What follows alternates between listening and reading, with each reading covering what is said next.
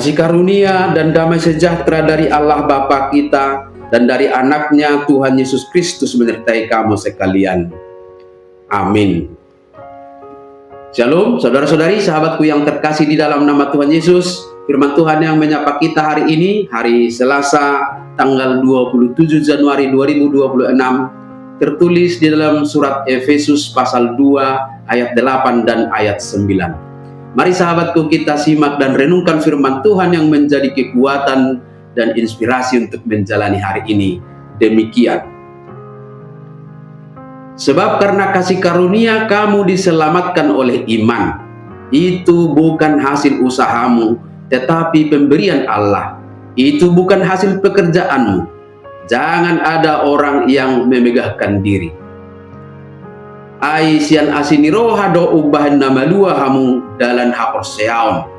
Jala dada binahem muna si lehon-lehon ni debatado. Datung sian parulau ni asa unang adong nama muji diri.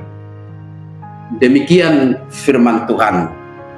Saudara-saudari, sahabatku di dalam nama Tuhan Yesus, dalam dunia yang serba menuntut performa, baik pola pikir, akhirnya kita masuk pada prinsip kerja keras. Kita bekerja keras untuk mendapatkan gaji, belajar rajin untuk mendapatkan nilai, dan bersikap baik untuk mendapatkan pujian. Namun dalam hal keselamatan jiwa, kita menemukan prinsip yang sepenuhnya berbeda, di mana keselamatan itu adalah anugerah atau kasih karunia. Untuk memahaminya, kita telah berdasarkan nas hari ini dalam 3 poin perenungan.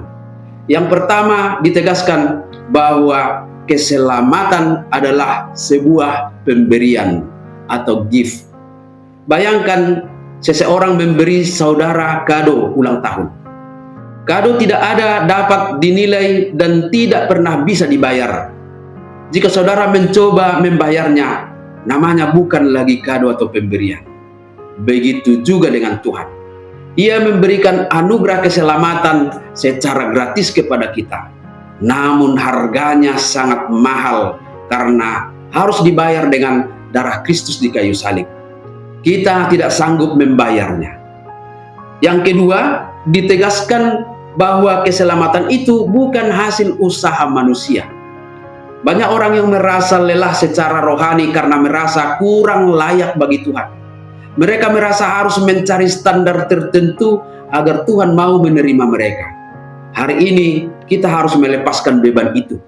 Kita diselamatkan bukan karena kita baik, tetapi agar kita bisa melakukan yang baik. Kita berbuat baik bukan untuk mendapatkan perhatian dan kasih Tuhan, tetapi kita melakukannya sebagai respon syukur karena sudah lebih dahulu dikasihinya. Maka yang ketiga adalah jangan mau jatuh untuk memegahkan diri. Andaikan keselamatan adalah hasil kerja keras kita, misalnya karena kita rajin ke gereja, karena teratur memberi persembahan, atau aktif dalam pelayanan, maka kita punya alasan untuk sombong dan memegahkan diri. Namun karena keselamatan itu 100% pemberian Allah, maka satu-satunya sikap yang layak adalah kerendahan hati.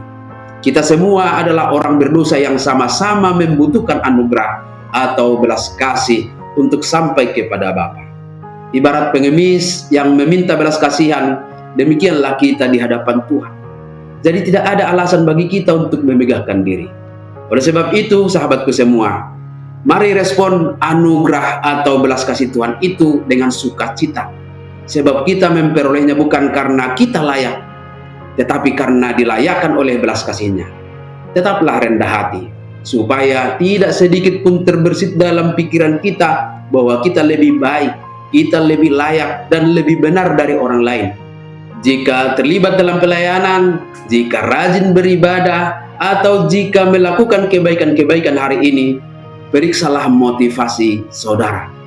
Apakah melakukannya agar dilihat baik oleh Tuhan, atau karena sangat bersyukur sudah diselamatkan?